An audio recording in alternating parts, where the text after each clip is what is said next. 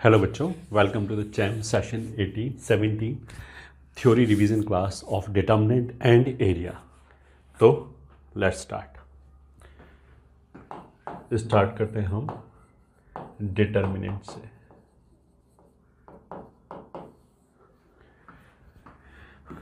First point is determinant is an arrangement of numbers placed in square form and it is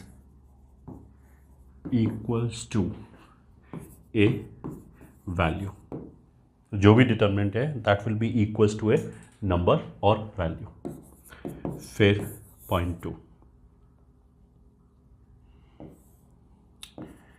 A11, A12, A13 and so on, A1n, A21, A22, A23 and so on, 2n,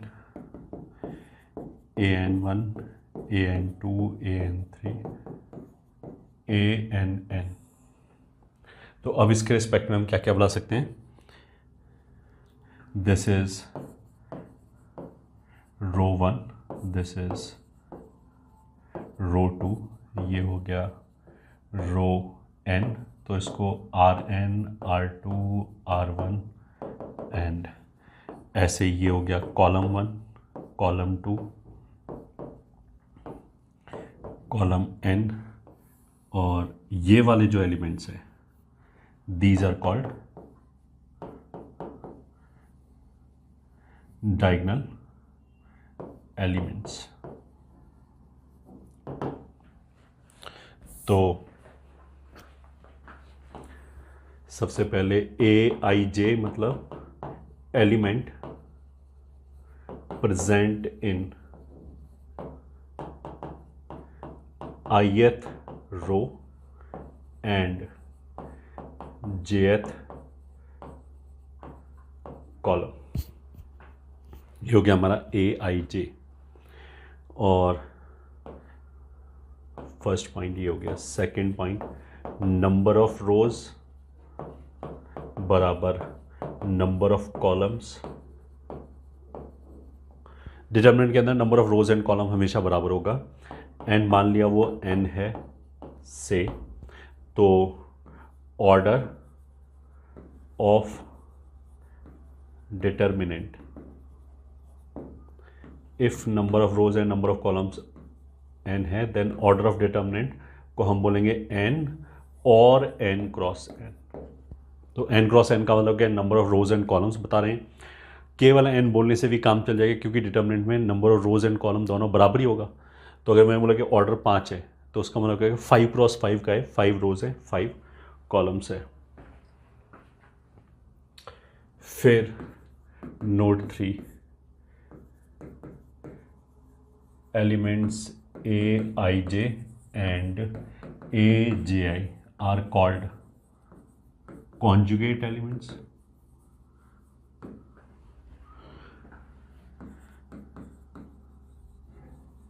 are called conjugate elements.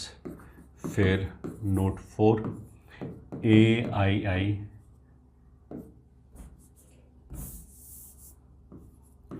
Elements AII are set to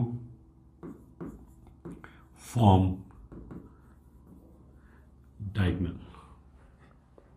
ठीक है। अब जो diagonal element होगा वो वही होगा जिसमें row number and column number equal है, मतलब ये वाला ऑफ कोर्स ये नहीं होगा।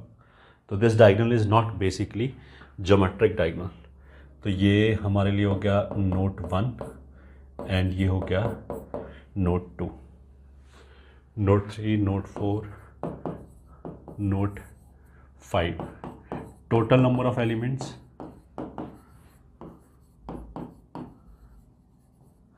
will be n square or number of elements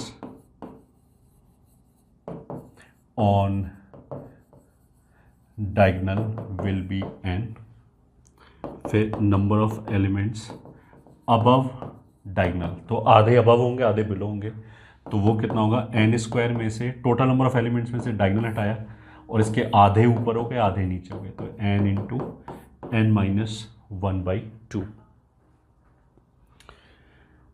अच्छा, जैसे एक डिटर्मिनेंट एक वैल्यू को रिप्रेजेंट करता है, तो एक 2/2 का डिटर्मिनेंट की वैल्यू एंड एक 3/3 के डिटर्मिनेंट की वैल्यू अगर बराबर है तो उन डिटर्मिनेंट्स को भी इक्वल बोल सकते हैं। ए 2/2 determinant and a 3/3 determinant may be equal if both have same value, may be equal if both have same values। ये हो गया हमारा note 6।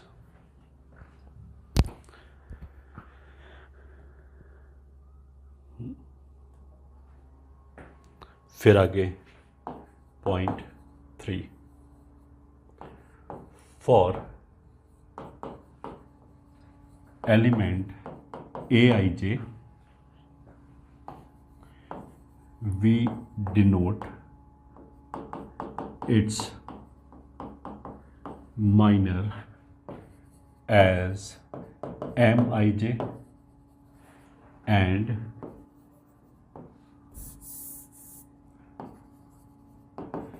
which is a determinant obtained from original determinant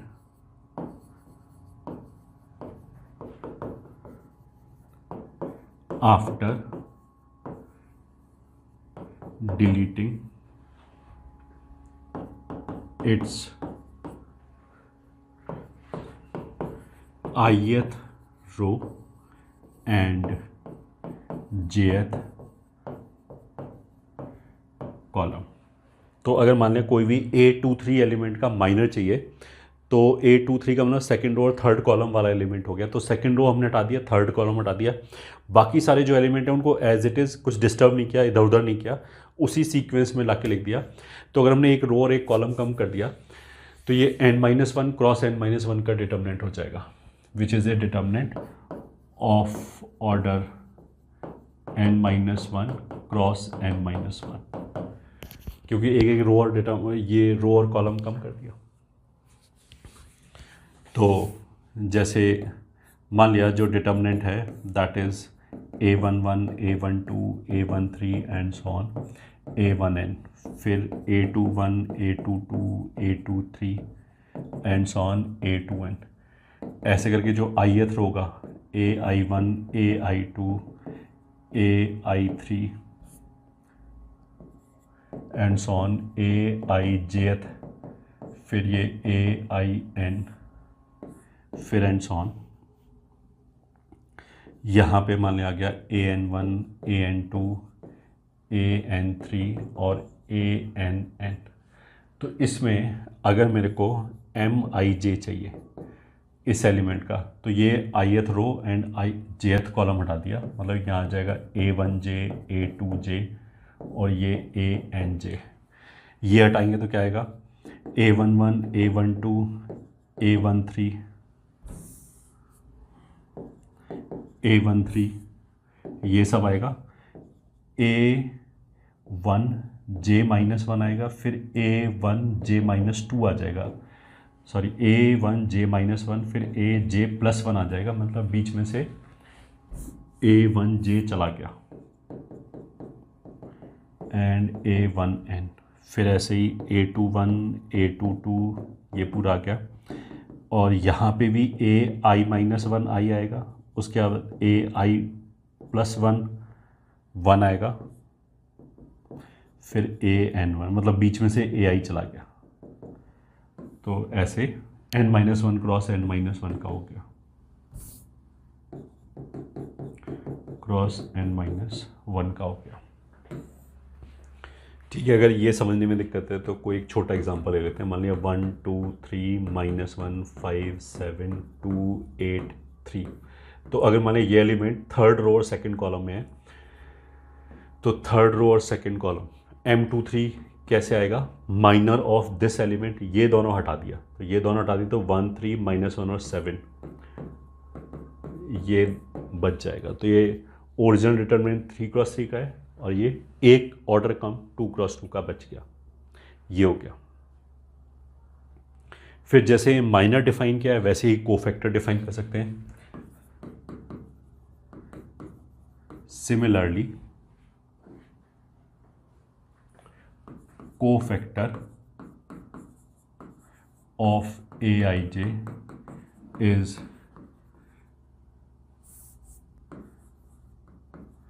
denoted as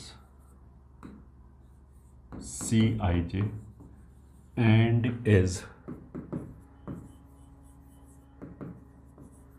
defined as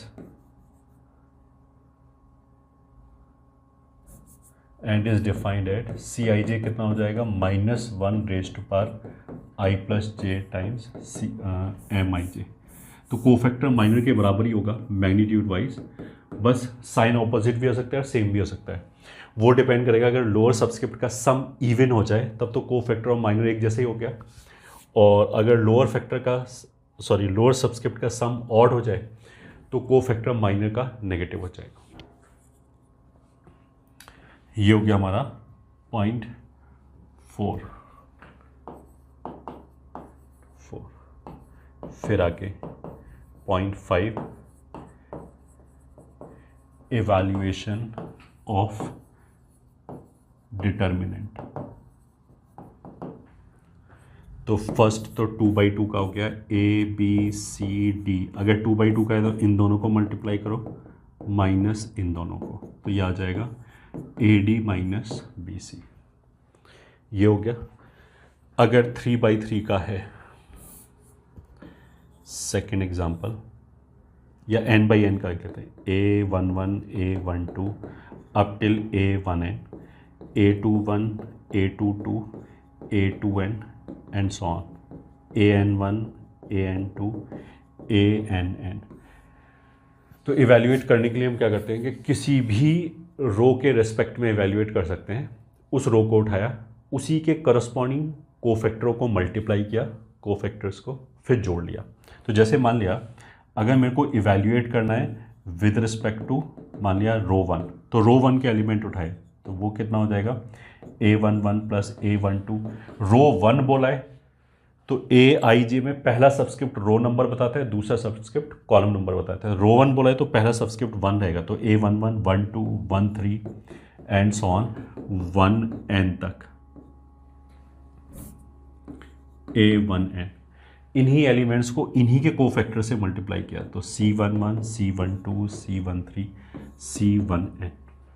किसी भी रो या column के respect में evaluate कर सकते हैं, आंसर सेम ही आएगा। This is also equals to, मान लिया मैं बोलूँ with respect to row i, तो फिर कुछ नहीं, AI1 CI1 plus AI2 CI2 plus AI3 CI3 plus and so on AIN CIN। ऐसे लिख सकते हैं। इसको कॉम्पैक्ट फॉर्म में लिखना हो तो ऐसे लिख सकते हैं, AIR CIR और R का वैल्यू 1 से लेके N तक लेंगे। मान लिया jth कॉलम के रिस्पेक्ट में लिखना है तो दूसरा सबस्क्रिप्ट फिक्स्ड हो जाएगा J, पहला सबस्क्रिप्ट R ले लिया CRJ एंड R बराबर 1 से लेके N तक लेंगे। तो ये हो गया हमारा evaluation with respect to rth column. तो ये हो गया with respect to column, sorry jth column, R तो समेशन वेरिएबल है, jth कॉलम। ये हो गया, सारी क्वांटिटीज बराबर ही आएंगी। तीसरा, अगर 3/3 का है तो ABC DEF GHI। तो टोटल देखो 6 टर्म आएगा। उसमें क्या है, ये मेन डायगोनल है, इसको मल्टीप्लाई करके लिख लिया AEI। फिर हमने क्या किया, 3 प्लस के साथ आएगा, 3 माइनस के साथ आएगा, तो 3 प्लस के साथ कौन सा आएगा, मेन डायगोनल। फिर अगर मैंने ये दोनों उठाया तो तीसरा एलिमेंट इधर से उठाया, और फिर जब ये दोनों उठाए तो तीसरा एलिमेंट इधर से उठाया, तो DHC plus DHC plus BFG, तो BFG ये तो 3 प्लस वाले हो गए। अब 3 जो माइनस वाले होंगे वो दूसरे डायगोनल पे उठा लिए, तो ये फिर 2 इधर से 1 इधर से, 2 इधर से 1 इधर से, ऐसे उठाए, तो ये कितना हो जाएगा, माइनस EGC माइनस फिर HFA फिर माइनस, फिर HF अगर हो गया तो I बच गया, IDB। अब बिकॉज 3/3 का जो है वो सबसे ज़्यादा यूज़ होता है, तो इसको एज ए रिजल्ट ही रख लिया, एज ए रिजल्ट रख लिया। ये हो गया हमारा 0.5। अब note 1, sum of product of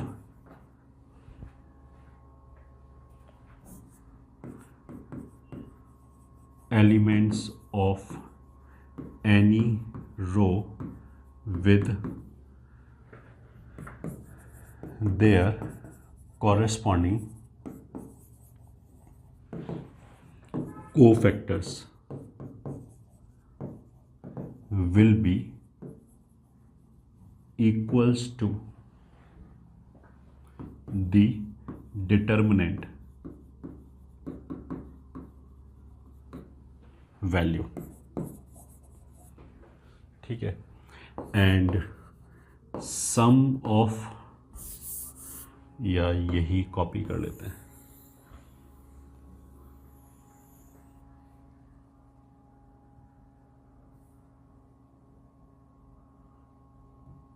some of product of elements of any row with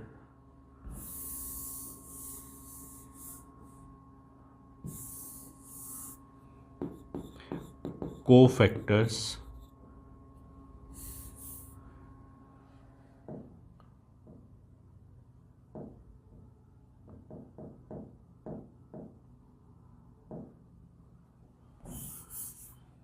with corresponding cofactors of any other row will be equals to 0। मतलब इसने क्या बोला कि मान लिया हमने रो 1 के एलिमेंट्स उठाए और उनको उन्हीं एलिमेंट्स के जो कोफैक्टर्स हैं उनसे मल्टीप्लाई करके जोड़ लिया, तो सम हमेशा डिटर्मिनेंट वैल्यू आएगा। ऐसे तो हमने अभी इवैल्यूएट ही किया है, बट मान लिया हमने एलिमेंट्स तो रो 1 के उठाए, कोफैक्टर रो 2 के उठाए करस्पॉन्डिंग, और पहले को पहले से मल्टीप्लाई किया, दूसरे को दूसरे से, मतलब पहले रो के एलिमेंट को दूसरे रो के फर्स्ट एलिमेंट के कोफैक्टर से मल्टीप्लाई किया, फिर ऐसी पहले रो के दूसरे एलिमेंट को दूसरी रो के, या तीसरी रो, कोई भी रो ले सकते हैं, अगर रो नंबर डिफरेंट होगा और जिसमें कोफैक्टर उठा रहे हैं और जहाँ से एलिमेंट उठा रहे हैं अगर वो अलग अलग है तो हमेशा वैनिश हो जाएगा, 0 0 आ जाएगा। तो इसका मतलब ये है कि मान लिया मैंने कोफैक्टर उठाए फर्स्ट रो के, तो एलिमेंट उठाए फर्स्ट रो के A11 और कोफैक्टर भी फर्स्ट रो के उठाए A12 C12, ऐसे करते करते AN1 एंड CN1, तब तो आ जाएगी डिटर्मिनेंट वैल्यू। बट मान लिया मैंने एलिमेंट्स उठाए first 1 2 A13 and so on plus C12 13 1N होना चाहिए, ये 1N, हाँ, A11 A12 A13 A1N। तो ये एलिमेंट्स तो हमने उठा रखे हैं फर्स्ट रो के, बट कोफैक्टर मान लिया मैंने सेकंड रो के उठा लिए या थर्ड रो के उठा लिए। तो मान लिया थर्ड रो के उठा लिए तो 3 1 3 2 3 3 और ये हो जाएगा 3N, ये हमेशा 0 होगा। और रो वाइज भी सही है, कॉलम वाइज भी सही है। तो अगर हमने मान लिया फर्स्ट कॉलम के तो एलिमेंट्स उठाए और पांचवें कॉलम के कोफैक्टर्स उठाए, उनको मल्टीप्लाई करेंगे, जीरो आ जाएगा। रो कॉलम वाइज कोई रिजल्ट नहीं है, मतलब ऐसे नहीं कर सकते हम एलिमेंट रो के उठा लें और कोफैक्टर कॉलम के उठा लें, उनको मल्टीप्लाई करें तो कुछ नहीं आएगा इन जनरल, मतलब ना तो जीरो आएगा ना डेल्टा आएगा इन जनरल। बाई चांस हो सकता है कि आ जाए वैल्यू जीरो, वो अलग बात है, बट ऐसा कोई रिजल्ट नहीं है। Note 1, note 2।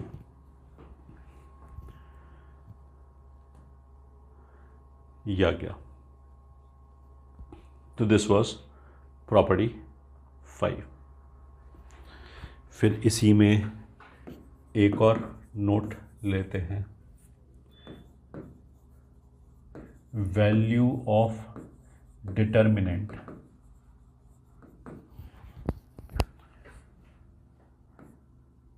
Delta 1 which is obtained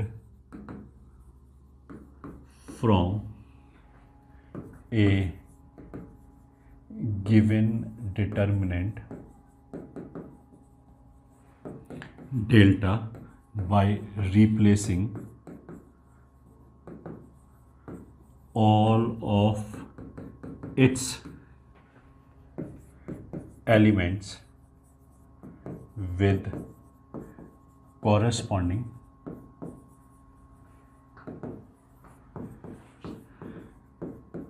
cofactors will be delta raised to power n minus 1। मतलब delta 1 will be delta raise to power n minus 1, जहाँ पे डेल्टा मान लिया ए आई जे एलिमेंट है n क्रॉस n, और delta 1 क्या है, ये जो डिटर्मिनेंट है इसी के सारे एलिमेंट्स को हमने रिप्लेस कर दिया। अच्छा, ये शॉर्ट में लिखने का तरीका है, ए आई जे हमें एलिमेंट बता रहा है, ये जो दो लाइन है ये डिटर्मिनेंट बता रहा है, n क्रॉस n हमें ऑर्डर बता रहा है। तो दिस इज नथिंग बट ये लिखा है A11 A12 से लेके A1n, A21 A22 से लेके A2n एंड AN1 AN2 से लेके ANn। तो अगर हम इन सारे एलिमेंट को इन्हीं के कोफैक्टर से रिप्लेस कर दें तब जो डिटर्मिनेंट आया वो डेल्टा 1 है। तो A11 का जो कोफैक्टर आएगा वो n-1 क्रॉस n-1 का एक डिटर्मिनेंट होगा, उसका वैल्यू निकाली, वो वैल्यू हमने यहाँ रख दिया, C11 C12 C1n, फिर C21 C22 C2n and so on, Cn1 Cn2 Cnn। तो इसका जो वैल्यू है वो इस वैल्यू का पावर n-1 होगा। This is an important result जो हमें याद रखना है।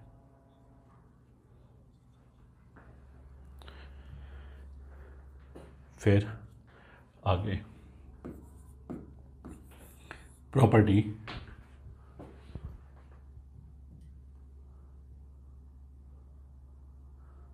सॉरी 0.5 हो गया था, 0.6 important results or properties of determinants। Start करते हैं। Result 1, if we interchange all rows and columns, then value of determinant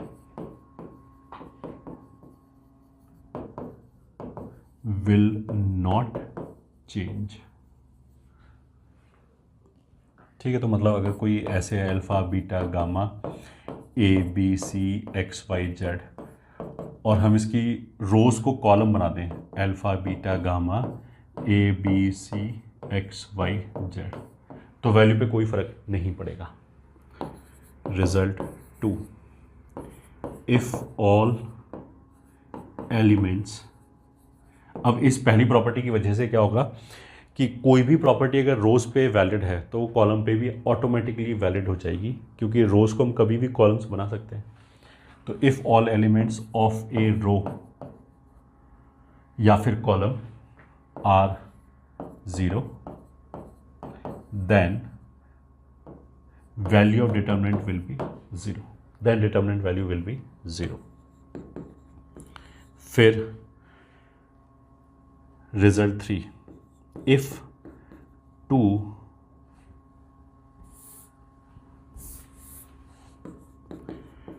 from a row we can take any number common। तो जैसे मान लिया डिटर्मिनेंट को देखो लिखने का एक शॉर्ट तरीका ये भी है, C1 C2 C3 C4। तो उसका हमने क्या है, कॉलम 1 लिखा हुआ है, तो C1 C2 C3 C4 लिखने का मतलब कि 4 कॉलम लिखे हैं, तो ऑफकोर्स रो भी 4 होगा। तो C1 में यहाँ ऐसे करके ऊपर नीचे 4 एलिमेंट लिखे होंगे, फिर 4 एलिमेंट, फिर 4 एलिमेंट, फिर 4 एलिमेंट, तो एक डिटर्मिनेंट हो गया 4/4 का। मान लिया अगर पहली रो में K से मल्टीप्लाई है कर रखा है तो हम इसको बाहर निकाल सकते हैं। This will B K times C1 C2 C3 C4, ये दोनों एक ही बात है। अब इसको उल्टा भी बोल सकते हैं कि अगर मैंने किसी भी डिटर्मिनेंट में K मल्टीप्लाई किया तो उस नंबर को हम किसी भी एक रो या कॉलम में ले जा सकते हैं, सारे एलिमेंट मल्टीप्लाई नहीं होंगे। तो अगर मैंने एक डिटर्मिनेंट को 5 से मल्टीप्लाई किया तो किसी भी रो में 5 मल्टीप्लाई कर दो, या किसी भी कॉलम में 5 मल्टीप्लाई कर दो। ऑफकोर्स दोनों नहीं करेंगे, और ऐसा भी नहीं करेंगे सारी रोज और कॉलम में 5 मल्टीप्लाई हो जाएगा, ऐसा नहीं होगा ये, ठीक है। That is if we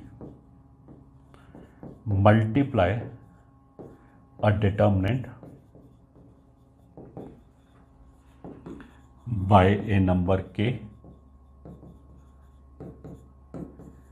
then if we multiply a determinant by a number K, then it's any one of the rows or columns gets multiplied by K, मतलब सारे एलिमेंट मल्टीप्लाई नहीं होगा। ये एक प्रॉपर्टी होगी। अच्छा, अगर मैंने 10 से मल्टीप्लाई किया किसी भी डिटर्मिनेंट को तो हम ऐसे कर सकते हैं 10 किसी भी एक रो में ले जाओ चलेगा, या हम ऐसे कर सकते हैं 10 को 2 पार्ट में तोड़ लें, एक रो में 5 ले जाएं और दूसरी किसी रो में 2 ले जाएं, वो भी चलेगा। ये हो गया result 3। Result 4, if a row, मैं रो लिख रहा हूं बट ऑफ कोर्स कॉलम भी अंडरस्टूड है। If a row is a multiple of any other row, then if a row is multiple of any other row, then value of determinant is equals to 0। ये हो गया। फिर result 5, we can break determinant with respect to any row, ये ठीक है, या column. अच्छा, एक रो के रिस्पेक्ट में अगर मैंने ब्रेक किया तो बाकी सब कुछ कांस्टेंट रहेगा। तो अगर मान लें कुछ ऐसे C1 plus C1 star C2 C3 ऐसे, तो मान लें मैंने पहले कॉलम के रिस्पेक्ट में ब्रेक किया तो C1 C2 C3 ये एक डिटर्मिनेंट हो गया, C1 स्टार C2 C3 ये दूसरा डिटर्मिनेंट हो गया। अब इसको उल्टा भी बोल सकते हैं कि 2 डिटर्मिनेंट अगर दे रखे हैं और इसमें दोनों कॉलम सेम हैं, केवल एक चेंज होना चाहिए, बाकी सब कुछ सेम रहना चाहिए, तो मान लिया ये C1 और C1 स्टार इसके रिस्पेक्ट में जोड़ सकते हैं प्रोवाइडेड बाकी सारे कॉलम सेम हैं, यहाँ पे भी C2 है, यहाँ पे भी C2, तो ऐसे भी लिख सकते हैं। फिर result 6, if we interchange any 2 rows, then value becomes negative of original value. तो अगर मान लिया 4/4 का डिटर्मिनेंट है C1 C2 C3 C4, अब मान लिया मैं 1 और 3 को इंटरचेंज कर दूं C3 C2 C1 C4, तो वैल्यू नेगेटिव हो जाएगी। अब मान लिया मैं 2 और 1 को इंटरचेंज कर दूं तो वापस वैल्यू नेगेटिव नेगेटिव पॉजिटिव हो जाएगी। तो मतलब वैल्यू ओरिजिनल वैल्यू की नेगेटिव हो जाएगी और फिर दोबारा चेंज करें तो वापस ओरिजिनल वैल्यू बन जाएगा अगर इन दोनों को इंटरचेंज किया। तो C1 C2 C4 ऐसे। अच्छा, अगर मैं पहले को देखूं और तीसरे वाले डिटर्मिनेंट को देखूं तो this is called roll over, कि हमने क्या किया, कोई भी एक कॉलम उठाया या रो उठाया, जैसे यहाँ C3 उठाया और C1 C2 दोनों को एक साथ आगे खिसका दिया, ठीक है, और फिर जो जगह बनी वहाँ C3 रख दिया, तो इसको हम बोलेंगे दो कॉलम्स के ऊपर रोल ओवर। पहले से दूसरे में जाते समय तो हम बोलेंगे इंटरचेंज, केवल इंटरचेंज किया C1 C3 को, बाकी कुछ भी चेंज नहीं किया, सब कुछ एज इट इज है। तो इंटरचेंज में तो हमेशा वैल्यू नेगेटिव होगी, चाहे आसपास वालों को करो, चाहे इसको पहले और तीसरे को करो, चाहे पहले और चौथे को, चाहे दूसरे और तीसरे को, किसी भी दो को इंटरचेंज किया वैल्यू जस्ट नेगेटिव हो जाएगी। रोल ओवर कराया तो वैल्यू जितनी रोज के ऊपर कराएंगे -1 की पावर उतना ही आ जाएगा। तो if a row is rolled over n rows, then final value is equals to -1n into original value, ये हो जाएगा। और रोल ओवर का मतलब क्या है वो हमने समझा दिया। नहीं समझना है कोई बात नहीं, इंटरचेंज करा के भी हम हमेशा ही काम चला सकते हैं। इंटरचेंज हमें समझ में आना चाहिए। इंटरचेंज का तो इंग्लिश का वर्ड है, ये तो उसमें मैथ्स कुछ है नहीं, दो चीज़ों को हमने पलट दिया बस, तो उसमें वैल्यू हमेशा नेगेटिव आएगी। ये हमारा हो गया रिजल्ट 6। फिर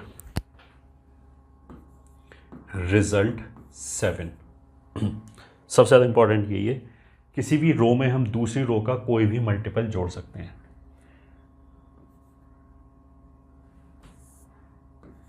इन any row we can add multiple of any other row, the value will not change। तो जैसे मान लिया C1 C2 C3 लिखा है, इसमें हमने पहले वाले में मान लिया 3 टाइम्स C2 और -C3 ये ऐड कर दिया, बाकी C2 C3 ऐसे रहे, कोई फ़र्क नहीं पड़ेगा, क्योंकि इसको हम उल्टा बोल सकते हैं। जैसे अगर ये लिख लिया, अब हमने इसको पहले के रिस्पेक्ट में 3 डिटर्मिनेंट में ब्रेक कर दिया, तो पहला डिटर्मिनेंट तो वापस ये आ जाएगा C1 C2 C3, दूसरे डिटर्मिनेंट में आ जाएगा 3C2 C2 C3, तो दो कॉलम सेम हो गए तो वैल्यू 0। तीसरे वाले में ये C3 और ये C3 एक दूसरे का मल्टीपल हो गया, तो उस डिटर्मिनेंट का वैल्यू भी 0 हो गया। तो ये हमारा हो गया रिज़ल्ट 7। तो यही कुछ इम्पॉर्टेंट रिज़ल्ट्स हैं और प्रॉपर्टीज़ हैं जिनको हम याद रख सकते हैं। उसके बाद नेक्स्ट इज़ प्रॉपर्टी 6 हो गया था, प्रॉपर्टी 7।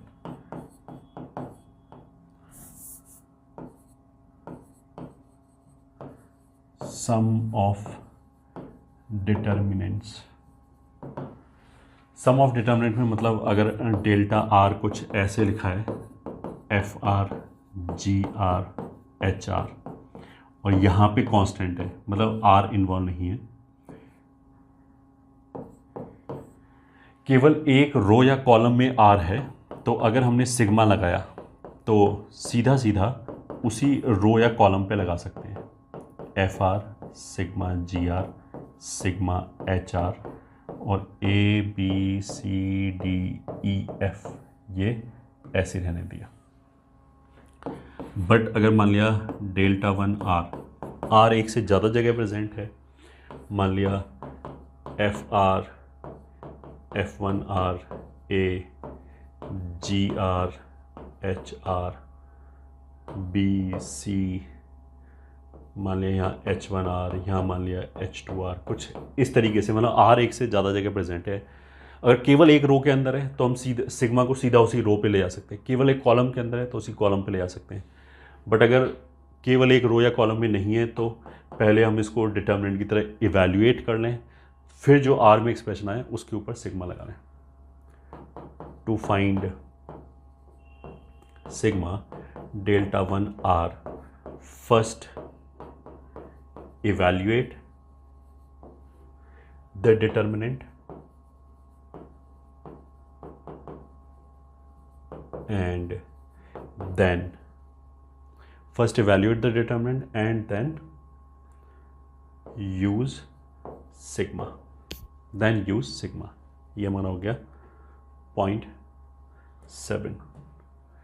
आगे 0.8, इंटीग्रेशन में एग्जैक्टली ऐसी है,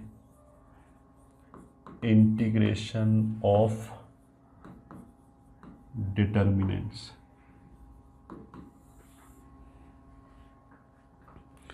उसमें क्या है, मान लिया डेल्टा एक्स, एक्स का फंक्शन एक ही रो या कॉलम में है, F x, ji x, H X, A B C D E F, और मान लिया हमें इंटीग्रेशन 8 या alpha to beta delta x D X करना है, तो सीधा सीधा उसी रो में जाके कर सकते हैं, F X D X, ji X D X, H X D x, alpha to beta, alpha to beta, alpha to beta,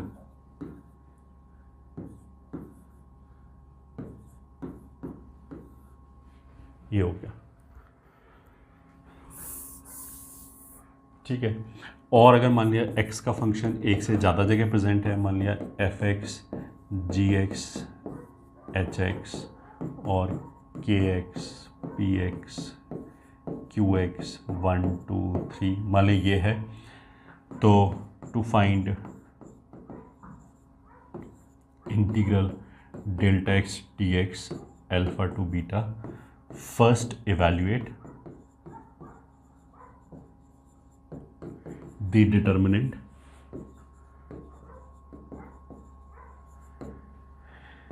and then integrate, ये हो गया sum of determinant P7, P8 and P9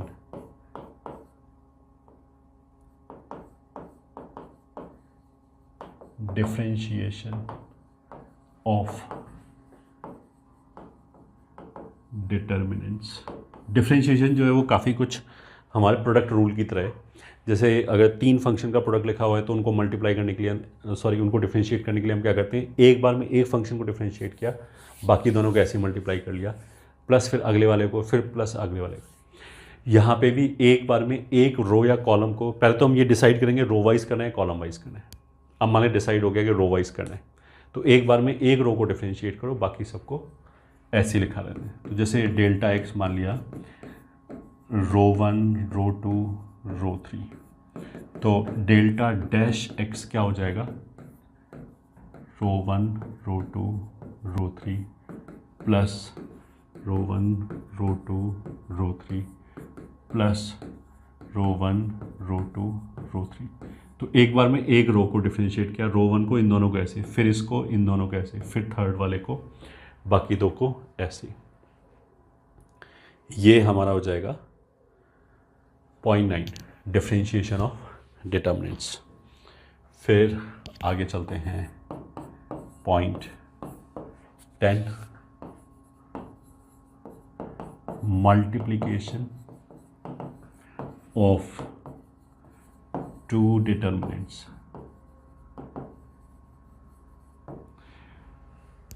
determinant के अंदर अगर same order के दो determinant को multiply किया तो row column column column column row चारों तरह से मल्टीप्लाई कर सकते हैं। बट एक बार जो फिक्स कर दिया, मान लिया हमने फिक्स किया रो वाइज करना है, फिर सब कुछ रो वाइज ही होगा। और मैट्रिक्स में ऐसा नहीं है, मैट्रिक्स में केवल row column multiplication is valid.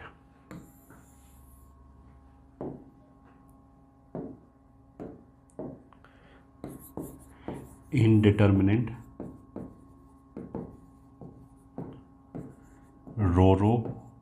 Row column row and column all are valid. ठीक है, तो अगर मान लिया एक डेल्टा 1 ऐसे लिखा है A1 A2 A3 B1 B2 B3 C1 C2 C3 and delta 2 मान लिया लिखा है X1 X2 X3 Y1 Y2 Y3 and Z1 Z2 Z3 and तो this implies delta 1 into delta 2 will be, row wise भी multiply कर सकते हैं। मान लिया रो वाइज मल्टीप्लाई किया तो इसकी पहली रो उठाया A1 A2 A3, पहले उसको इससे मल्टीप्लाई किया तो A1 X1 plus A2 X2 plus A3 X3। अब इसके पहले एलिमेंट को उठाए रखा है A1 A2 A3 को, फिर दूसरे से मल्टीप्लाई किया। मान लिया A1 Y1 plus A2 Y2 plus A3 Y3 A1 Y1 plus A1 Z1 plus A2 Z2 plus A3 Z3। ये ठीक है। अब इसको रो वाइज भी रख सकते हैं, कॉलम वाइज भी रख सकते हैं, ऑफ कोर्स कैसे भी रख सकते हैं क्योंकि वो तो एक ही बात है। फिर इसके बाद दूसरा उठाया B और X, तो फिर sigma B1 X1 sigma B1 Y1 sigma B1 Z1। और फिर तीसरा उठाया C1, तो sigma C1 X1 sigma C1 Y1 sigma C1 Z1। ऐसे करके कर सकते हैं या की वैल्यू। डिटर्मिनेंट्स के कुछ क्वेश्चन में हम बेसिकली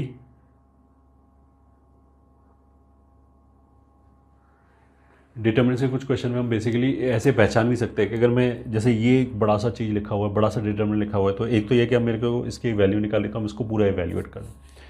दूसरा पहचानने का तरीका क्या है कि अगर मैं ऐसे देखूँ तो A1 A2 A3 फिक्स्ड है पहली कॉलम में, रो वाइज देखें तो X1 X2 X3 फिक्स्ड है, ऐसे फिर दूसरे में, ऐसे ही तीसरे में। अगर ये मैंने पहचान लिया तो मेरे को पता ये लग जाएगा कि गिवन डिटर्मिनेंट को as a product of two determinants लिख सकते हैं। और अगर हमने वो लिख लिया तो फिर हमारी कैलकुलेशन काफ़ी सिंप्लीफाइड फॉर्म में आ जाएंगी, काफ़ी जल्दी आ जाएंगी। तो उसको पहचानना भी मतलब कुछ क्वेश्चन के लिए विल बी वेरी हेल्पफुल। ये रो वाइज मल्टीप्लाई व कॉलम वाइज भी कर सकते हैं, कॉलम रो वाइज भी कर सकते हैं एंड रो कॉलम वाइज भी कर सकते हैं। ये हमारा हो गया 10th। फिर पॉइंट 11 सम इम्पॉर्टेंट डिटर्मिनेंट्स जिनकी वैल्यू याद रखनी है। तो उसमें फर्स्ट है symmetric, that is ABC FGH FGH। इसमें ABC इधर गया, FGH ऐसे, FGH ऐसे।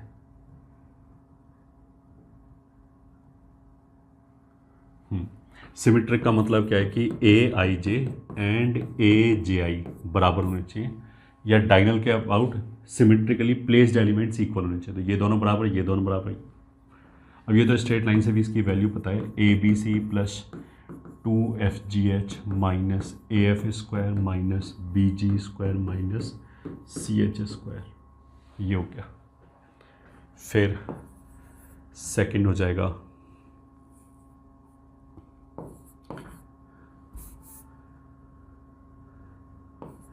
Value of odd ordered skew symmetric determinant will be 0। तो स्क्यू सिमेट्रिक डिटर्मिनेंट का मतलब क्या है?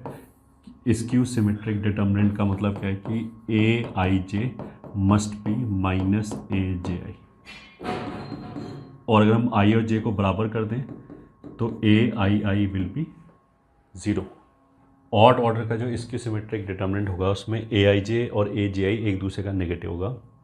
तो मतलब डायगोनल के रेस्पेक्ट में जो सिमेट्रिक टर्म्स हैं वो एक दूसरे का नेगेटिव होगा, और ऐसा सभी आई जे के लिए वैलिड है। तो अगर मैंने आई बराबर जे रखा तो ए आई आई बराबर माइनस ए आई आई आ जाएगा, उसका मतलब कि डायगोनल एलिमेंट 0 है। ठीक है, अब डायगोनल एलिमेंट 0 है इसलिए इसकी वैल्यू 0 नहीं है, बट अगर ऑड ऑर्डर का है तो 0 आएगी। तो अगर मान लें यहाँ अल्फ़ा है तो ये माइनस अल्फ़ा हो जाएगा, अगर ये बीटा है तो यहाँ माइनस बीटा हो जाएगा, यहाँ गामा है तो ये माइनस गामा हो जाएगा, और इसकी वैल्यू वैल्यूएट करेंगे तो 0 आएगा। अब जैसे 2/2 का हो गया अल्फ़ा और माइनस, इसकी वैल्यू तो अल्फ़ा स्क्वायर आएगी, वो तो 0 होना ज़रूरी नहीं है। तो ऑड ऑर्डर वाले की वैल्यू पक्की 0 आएगी, इवन ऑर्डर वाले का हम कुछ कह नहीं सकते, कुछ भी वैल्यू आ सकता है, उसका 0 भी आ सकता है बाई चांस। ये हो गया सेकंड। जो थर्ड सबसे ज़्यादा इंपॉर्टेंट डिटर्मिनेंट है that is 1 1 1 a B c, a square b square C square. इसमें अगर ए की जगह मैं बी रख दूँ तो वैल्यू 0 आएगी, क्योंकि पहली दो रो एक जैसी हो जाएगी। तो अगर मैं इसको ए में क्वाड्रेटिक की तरह ट्रीट करूँ तो इसके दो रूट बी और सी आ जाएगा, तो मतलब ए माइनस बी और ए माइनस सी इसके फैक्टर होने चाहिए। अब सिमेट्री से ए माइनस बी, बी माइनस सी और सी माइनस ए, ये 3 फैक्टर होंगे।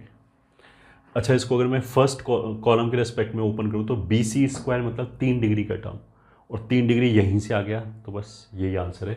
ये याद रखने का तरीका है अगर समझ में आता है तो, वरना छोड़ सकते हैं, कोई दिक्कत नहीं। अब ये 1 1 1 a B c, a cube b cube c cube, अगर ऐसे लिखा है तो ये अब 4 डिग्री के टर्म्स आ गए। 4 डिग्री में 3 डिग्री तो ये आएगा ही आएगा, ए माइनस बी माइनस सी माइनस ए, और आंसर जो है वो ए बी सी में सिमेट्रिक भी रहना चाहिए। 3 डिग्री ये आ गया, 1 डिग्री और सिमेट्रिक चाहिए तो it will be A plus B plus C. ये तो याद रखने का तरीका है, अदरवाइज सीधा सीधा भी याद रख सकते हो। फिर फिफ्थ पार्ट, अगर हम लिखें 1 1 1 a B c, A 4 B 4 सी 4, इसमें 5 डिग्री के टर्म आ गए, और 1 1 1 ए स्क्वायर बी स्क्वायर सी स्क्वायर, ए cube b cube c cube, इसमें भी 5 डिग्री के टर्म्स आ गए। तो 5 डिग्री में ए माइनस बी माइनस सी, सी माइनस ए, इसमें भी ए माइनस बी माइनस सी, सी माइनस ए। अब 3 डिग्री तो यहीं पे आ गई, 2 डिग्री और आएगी, और वो सिमेट्रिक होना चाहिए। तो इस वाले केस में बेसिकली जो 2 डिग्री सिमेट्रिक आएगा वो आएगा A square plus B square C square plus A B plus B C plus C A. इसमें जो सिमेट्रिक आएगा वो A B plus B C plus C A, ये आएगा। अदरवाइज सीधा सीधा जैसा मैंने बोला याद कर लिया। 7th इज सर्क्यूलेंट, मतलब ए बी सी, फिर ए को सबसे पीछे भेजा बी सी ए, फिर बी को सबसे पीछे भेजा C A B, that is equals to 3abc minus A cube minus B cube minus C cube. इसका वैल्यू आएगा, this will be minus sigma A square minus sigma A B. Sigma के form में इसका value ऐसे भी लिख सकते हैं, तो ये आएगा। ये डिटर्मिनेंट हमें कुछ याद रखने हैं।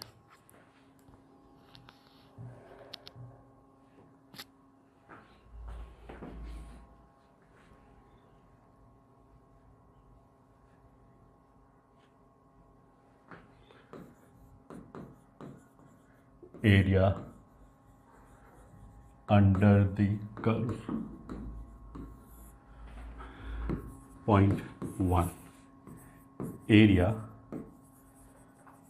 bounded between y is equals to fx and x axis between the limits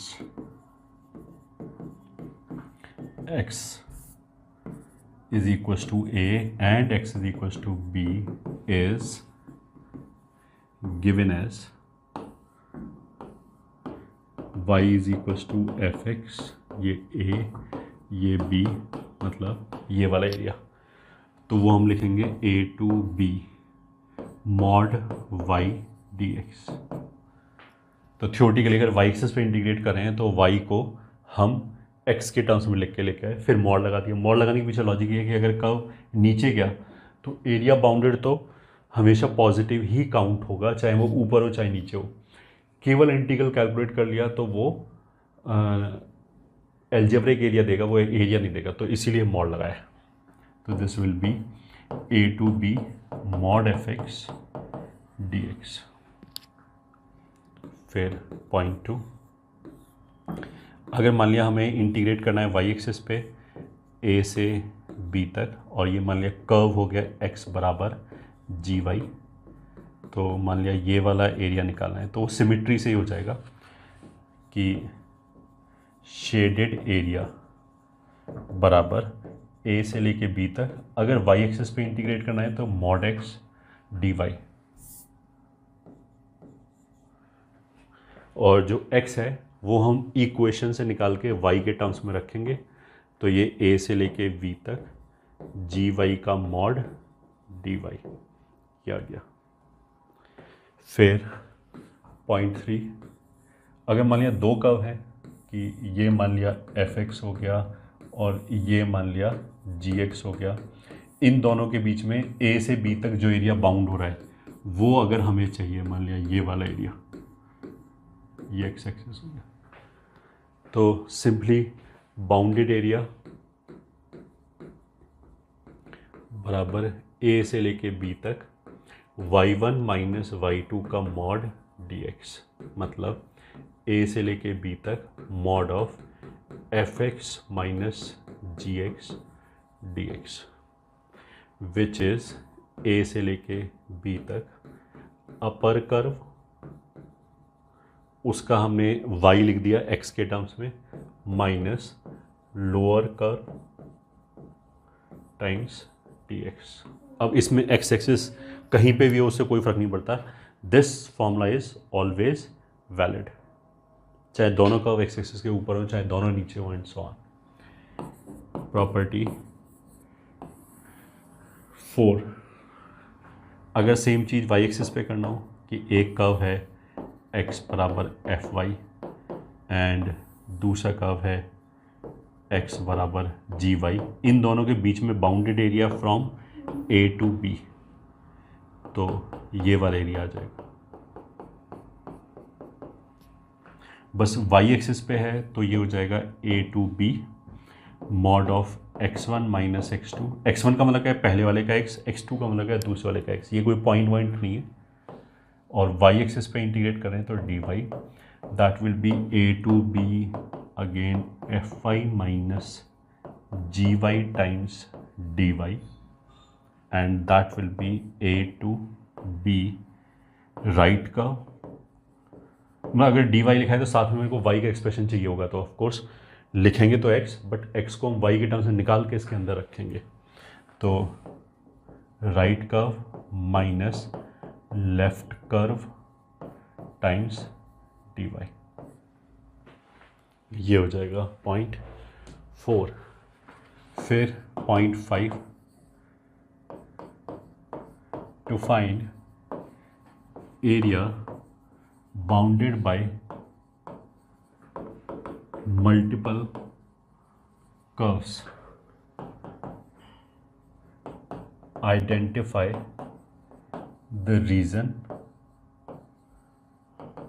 which has all curves at its boundary। ठीक है, मतलब अगर खूब सारे कर्व से बाउंडेड एरिया चाहिए तो हम वो एरिया आइडेंटिफाई करेंगे जिसकी बाउंड्री पे सारे कर्व्स होने चाहिए। तो मान लिया एक कर्व ये है y बराबर fx, दूसरा ये हो गया y बराबर gx, तीसरा मान लिया ये हो गया y बराबर एच एक्स, चौथा मान लिया ये हो गया y बराबर के एक्स, एंड मान लिया पाँचवा ये हो गया y बराबर कुछ भी पी एक्स। तो area bounded by 1 2 3 4 in 5 curve से क्या होगा, या मान लिया एक और छठा कर्व ये है, तो y बराबर मान लिया कुछ भी क्यू एक्स। तो देखो अगर मान लिया मैं इसको आगे बढ़ाऊँ, ये area is not bounded by all these 6 curves, because इसकी बाउंड्री पे केवल 3 कर्व है, बाकी कोई आया ही नहीं। तो इसमें क्या होगा, केवल यही एरिया ऐसे है जिसकी बाउंड्री पे सारे कर्व्स हैं, ठीक है। और ये वाला जो कर्व है y बराबर क्यू एक्स, वो केवल एक पॉइंट का कॉन्ट्रीब्यूशन दे रहा है, क्योंकि बाकी कोई प्रॉपरली बाउंडेड एरिया है ही नहीं। तो शेडेड एरिया बराबर area bounded by f x q x ji x H x p x and k x, इनसे बाउंडेड ये एरिया है टोटल। अच्छा, अब एरिया अगर मेरे को ऐसे निकालना है तो हम क्या करेंगे, सबसे पहले तो हमने आइडेंटिफाई किया कि कौन सा एरिया है, मान लें वो ये आइडेंटिफाई हो गया। फिर हमने इसमें ये देखा कि एक्स एक्सिस पे इंटीग्रेट करना है या वाई एक्सिस पे इंटीग्रेट करना है। मान लिया हमने डिसाइड किया कि एक्स एक्सिस पे करना है। अगर एक्स एक्सिस पे करना है तो फिर हमने देखा कि लेफ्ट मोस्ट पॉइंट कौन सा है एंड राइट मोस्ट पॉइंट कौन सा है, तो अल्फा और बीटा हो गया। फिर हम इससे ऊपर चल के गए तो मेरे को पता लगा यहाँ चेंज हो रहा है तो इस पे इंटीग्रल ब्रेक होगा, फिर यहाँ चेंज हो रहा है इस पे भी इंटीग्रल ब्रेक होगा। फिर हम लोअर लिमिट पे चल के गए तो एक यहाँ चेंज हो रहा है, मान लें कुछ भी ई, और बस इतना ही चेंज हो रहा है, तो इतनी जगह इंटीग्रल ब्रेक होगा।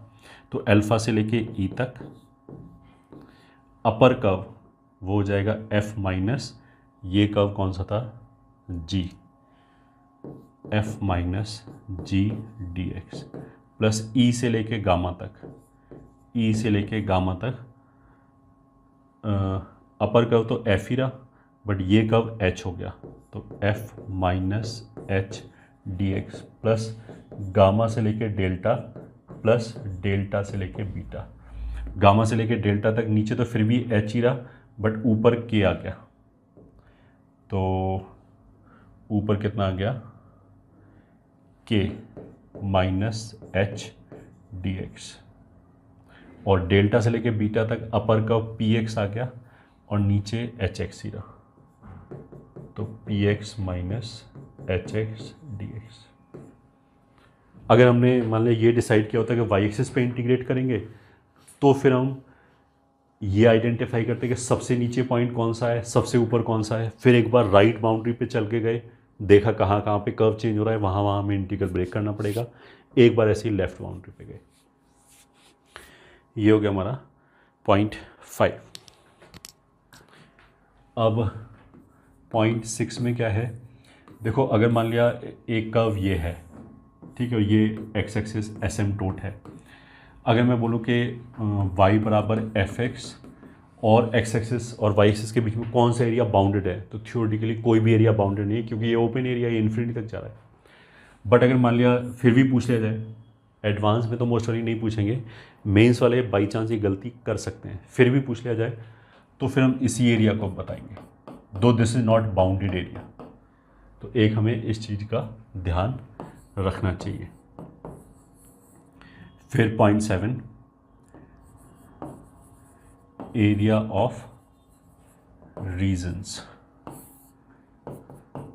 Equality implies curve and inequality implies reason। तो अगर मान लिया जैसे मैंने ये बोला x square plus y square बराबर 9, तो it represents points on the circle. ये ठीक है, इसका मतलब ये हो गया, ये इक्वेशन कौन सेटिस्फाई करेगा, जो सर्कल के ऊपर पॉइंट होगा। अब मान लिया मैंने एक्स स्क्वायर, अच्छा सर्कल के जो ऊपर पॉइंट होगा, सर्कल पूरे एक्स वाई प्लेन को दो पार्ट में डिवाइड कर देगा। कोई भी कर्व पूरे एक्स वाई प्लेन को दो पार्ट में डिवाइड कर देगा, एक उस कर्व के अंदर हो गया, एक बाहर हो गया, ठीक है, या फिर एक लेफ्ट हो गया एक राइट हो गया, कुछ भी। तो अगर मान लें x square plus 9 y square is less than 9 लिख दिया, तो अगर इनइक्वालिटी लग गया तो ये सर्किल का इंटीरियर रीजन हो गया, तो ये हो जाएगा पॉइंट्स इनसाइड दी सर्कल। जो सर्किल के अंदर वाले पॉइंट है वो इसको सेटिस्फाई करेंगे, ठीक है। तो अब ये वाली बात ज्योमेट्रिकल पॉइंट्स पे भी लग जाएगी। तो अगर मान लिया कहीं ऐसे लिखा है PL1 greater than PL2, P जो है वो वेरिएबल पॉइंट है और L1 L2 लाइंस हैं फिक्स्ड, ठीक है। तो हम क्या करेंगे, इस एरिया को आइडेंटिफाई करने के लिए इनइक्वालिटी लिखा है, पहले हमने बराबर लगाया, तो PL1 बराबर PL2 मतलब पॉइंट P का डिस्टेंस लाइन L1 से एंड लाइन L2 से इक्वल है, तो एंगुलर बाइसेक्टर होता है डेफिनेशन। तो ये बेसिकली आ जाएगा region divided by angular bisector, ठीक है। अब वो जो एंगुलर बाइसेक्टर दो आएंगे वो टोटल रीजन को 4 पार्ट में डिवाइड करेंगे, और वहाँ से हम देख सकते हैं कि एक पार्ट कुछ 2 पार्ट के लिए ग्रेटर देन सेटिस्फाई हो रहा होगा, 2 पार्ट के लिए लेस देन सेटिस्फाई हो रहा, तो एक पॉइंट रख के मतलब रखने की जरूरत नहीं पड़ेगी, फिजिकली वैसे ही हम देख सकते हैं कि L1 से कौन ज़्यादा दूरी पे, परपेंडिकुलर बाइसेक्टर एंगुलर बाइसेक्टर के ऊपर पॉइंट लिया वो तो L1 और L2 से इक्वी डिस्टेंट होगा, उसके थोड़ा सा L1 की तरफ शिफ्ट हुए तो पॉइंट L1 के पास आ जाएगा, L2 से दूर हो जाएगा, L2 की तरफ शिफ्ट हुए तो उल्टा हो जाएगा। बट यहाँ पे मेरे को कर्व आइडेंटिफाई करना जरूरी है। तो अगर मान लिया मैंने बोला PA greater than PL, P क्या है वही वेरिएबल पॉइंट, A क्या है फिक्स्ड पॉइंट और L क्या है फिक्स्ड लाइन। तो अगर मान लिया हमें वो पॉइंट चाहिए जो A पॉइंट से ज़्यादा डिस्टेंस पे हो in comparison to line L, तो अगर मैं बराबर लगाऊंगा तो PA बराबर PL तो पैराबोला होगा और ये पैराबोलिक रीजन हो जाएगा। फिक्स्ड पॉइंट जो होता है वो फोकस होता है, तो फोकस से ज़्यादा दूर होने चाहिए, मतलब पैराबोला के बाहर का रीजन हो जाएगा। This implies region outside the parabola, ठीक है। अब इसी को मान लिया मैं ऐसे कर दूं कि 3PA ग्रेटर देन PL, तो देखो PA अपॉन PL 1/3 हो गया, ये जरूर ध्यान रखना है, 1/3 रखना है। तो PA अपॉन PL E मतलब एसेंट्रिसिटी, तो यहाँ पे इस E का वैल्यू 1/3 है, तो ये इलिप्टिकल रीजन हो जाएगा, ये हो जाएगा रीजन आउटसाइड एन इलिप्स। कौन सा इलिप्स होगा, ऑफ कोर्स जिसके लिए A फोकस का काम करेगा, L डायरेक्ट्रिक्स का काम करेगा। तो ये हमारा हो गया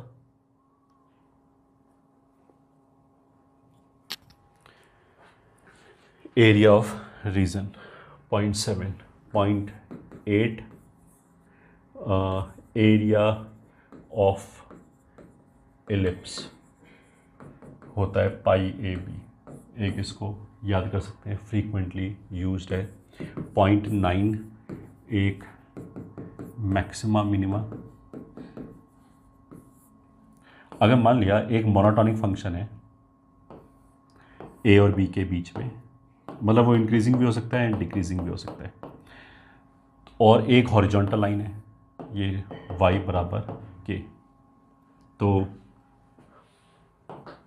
late fx is monotonic between x is equals to a and x is equals to b, then the area bounded by y is equals to fx and y is equals to k को हम change करके इस line को very करा सकते हैं, between x is equals to a and x is equals to b will be minimum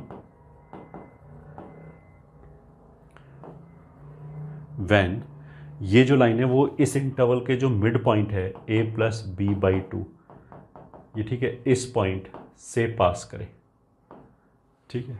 अब इस पॉइंट से पास करेंगे तो इसका x coordinate a plus b/2 हो जाएगा, y coordinate f of a plus b/2 हो जाएगा, सही है। तो मिड पॉइंट एक्स एक्सिस पे देखा है, वाई एक्सिस पे मिड पॉइंट नहीं देखा है। मतलब ये वाला जो पॉइंट है दैट इज़ नॉट ए और बी के वाई कोऑर्डिनेट का मिड पॉइंट। हो भी सकता है by chance, but x axis वाला हमें देखना है। एक्स एक्सिस पे will be minimum when k is equal to f of a plus b by two. तो जब ये लाइन इस वाई कोऑर्डिनेट से पास करेगा, मतलब इस इंटरवल के मिड पॉइंट से लाइन पास करेगा, तब जो एरिया बाउंडेड होगा वो मिनिमम एरिया होगा। ये हो गया हमारा एरिया से रिलेटेड पॉइंट। पॉइंट 10, ये हम जरूर याद रखें कि integral gives algebraic area not area. ठीक है, हम केवल मतलब विदाउट डायग्राम बना के, अगर बहुत ऑब्वियस है तब तो चलो कोई बात नहीं है, बट अगर ऑब्वियस नहीं है तो हमें डायग्राम बना के जरूर हिंट लेना चाहिए कि एग्जैक्टली कौन से एरिया की बात करें। क्योंकि अगर हम आंख बंद करके इंटीग्रेट कर देंगे तो उसमें हो सकता है कि एरिया कैंसिल हो जाए और एग्जैक्ट आंसर ना आए। तो हमें ये हमेशा दिमाग में रखना चाहिए कि जो इंटीग्रल है वो अलजेब्राइक एरिया देता है, वो एरिया नहीं देता है बस।